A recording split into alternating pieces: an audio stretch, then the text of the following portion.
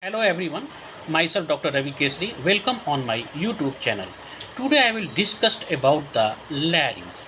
What is the larynx? Larynx, it is also called the voice box, and it is a hollow muscular ligamentous structure because it is made up of the muscles.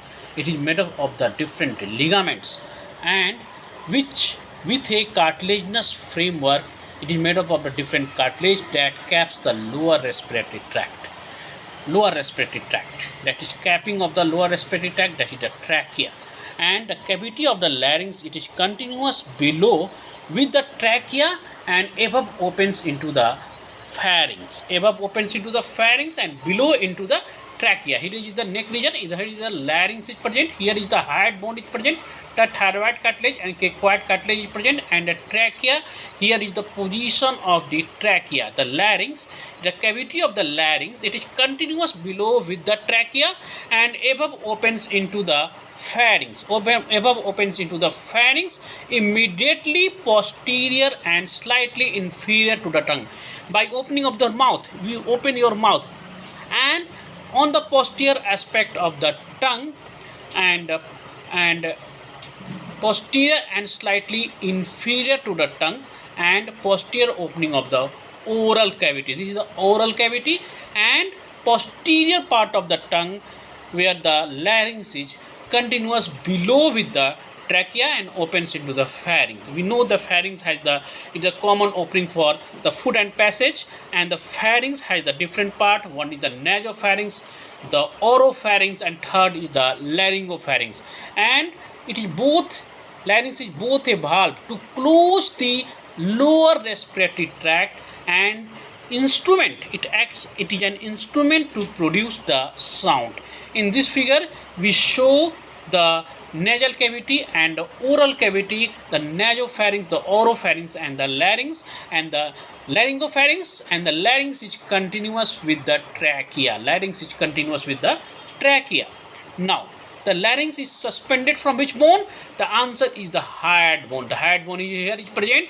The greater cornua of the hyoid bone, the body of the hyoid bone. Suppose this is the hyoid bone, the greater cornua of the hyoid bone, and the lesser cornua of the hyoid bone, and the greater horn and the lesser horn of the hyoid bone. The larynx is suspended from which bone? The answer is the hyoid bone, and it's attached to the trachea below by the membranes and the ligaments. The membranes, just like the thyrohyoid membrane, and the cartilage are the different cartilage, that is the some are the unpaired and some are the paired cartilage. Now the laryngeal cartilage, the larynx is composed of the three large unpaired cartilage. What are the unpaired cartilage? First is the thyroid, second is the cricoid, and third is the epiglottis, and the three pairs of the smaller cartilage, just like the arytenoid, the corniculate, and the cuneiform, and fibroelastic membrane, and numerous intrinsic muscles. Now, these are the cartilage. The larynx is composed of three large unpaired cartilage: the thyroid cartilage, just like the cricoid, the epiglottis, and smaller cartilage. What are the smaller cartilage? The arytenoid, corniculate, the cuneiform. These are the pair cartilage, and is suspended from the hyoid bone and attached to the trachea by membranes and the ligament. And it is highly mobile in the neck region. This larynx, it is highly mobile in the neck, can be moved up and down, and downward and forward and backward by the action of the muscles, that is the extrinsic muscles that attach either to the larynx itself or to the hyoid bone,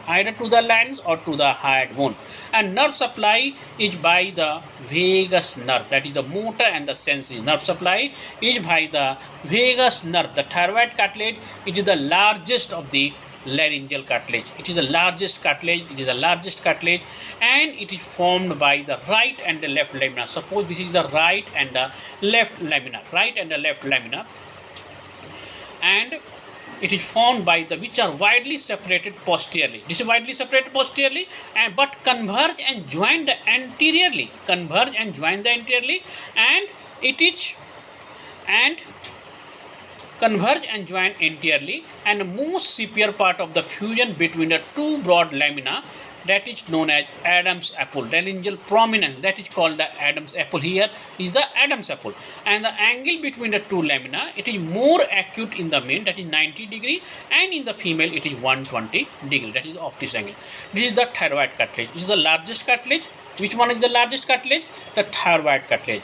And there are the two lamina, right and left lamina, which are separated posteriorly. We know this is separated posteriorly and anteriorly joined to forms the Adam's apple, and the angle is 90 degree and 120 degree. See in this figure, we see the thyroid membrane. We see the thyroid membrane. This is the thyroid membrane, and this is the opening in the thyroid membrane, and this is the thyroid cartilage. This is the thyroid cartilage, and this is the hyoid bone, the greater horn, the body of the hyoid bone, the greater horn, and the lesser horn of the hyoid bone. And this is the epiglottis. This is the epiglottis, and the thyroid membrane.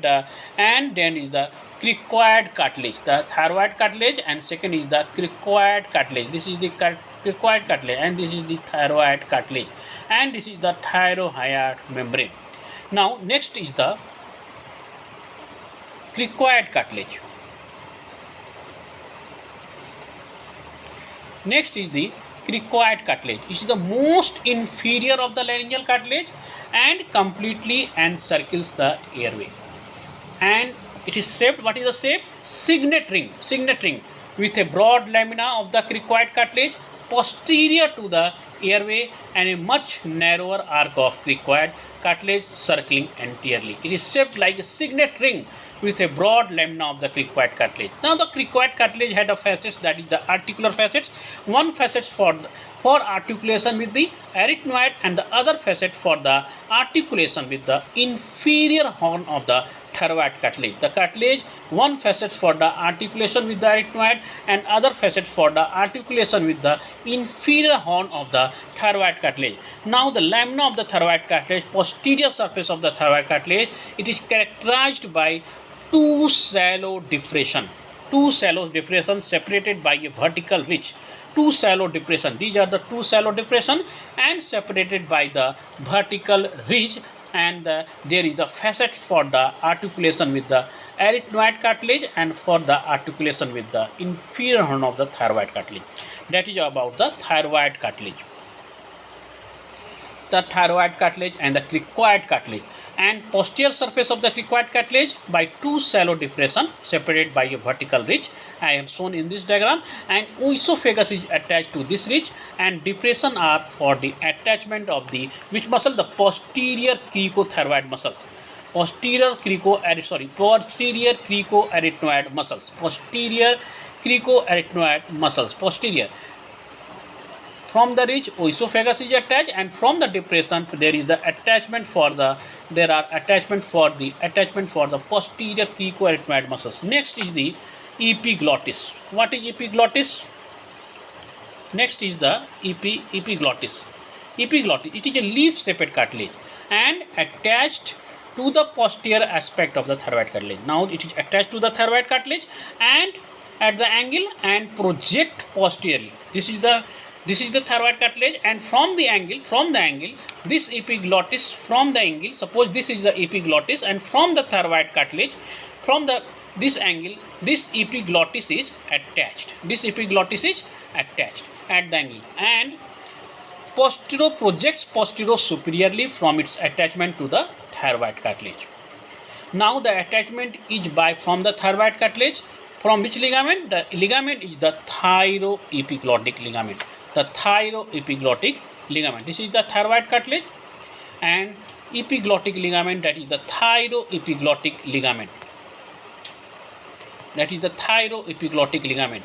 This is again this is figure showing the thyroid cartilage and the two lamina, the right and the left lamina of the thyroid cartilage, and the angle that is varies from the 90 to 120 degree. And this cartilage has the horn, that is the superior and the inferior horn. And this is the epiglottis. This is the epiglottis. This is epiglottis, and it is attached to the